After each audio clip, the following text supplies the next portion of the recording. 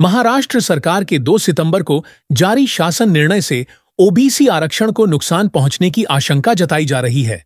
इसी निर्णय को रद्द करने और वर्ष 2014 से अब तक जारी किए गए कुणबी प्रमाण पत्र एवं जाति सत्यापन प्रमाण पत्र पर श्वेत पत्रिका जारी करने की मांग को लेकर आज 10 अक्टूबर को नागपुर में विशाल सकल ओबीसी महामोर्चा निकाला जा रहा है।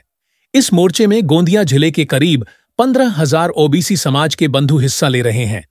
मोर्चे की तैयारी पिछले 15 दिनों से सकल ओबीसी समाज और ओबीसी संघर्ष क्रांति समिति के माध्यम से बड़े पैमाने पर की गई है।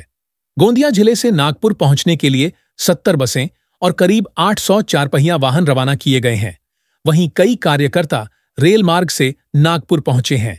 इस आंदोलन में विभिन्न राजनीतिक दलों के पदाधिकारी और कार्यकर्ता भी सक्रिय रूप से शामिल हो रहे हैं। आज समजा की आमच्या जन्मापासूनच हा ओबीसीवर जो अत्याचार होऊन राहिला आहे ना आम्ही सहन करत आलो, पण आता ओबीसी जागृत झाला आहे। ठीक आहे ना, गोंदियावरून जे मोर्चा निघून राहिला नागपूरसाठी हे आज सरकारला एक चेतावनी आहे। अभी तो एक झाकी है, मुंबई दिल्ली बाकी है।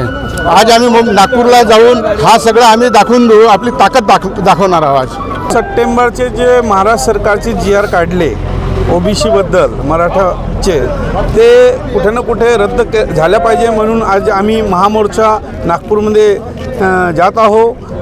त्या कुठे ना कुठे आमच्या ओबीसीवर जे अन्याय होत आहे ते आज ज्या सरकारनं जसं केलं आहे ते कुठे ना कुठे थांबले पाहिजे, म्हणून आज ओबीसीचा महामोर्चा गोंदिया जिल्ह्यातून 15,000 लोक कमीत कमी या मोर्चात विदर्भातून पूर्ण मोठा मोर्चा राहणार आहे।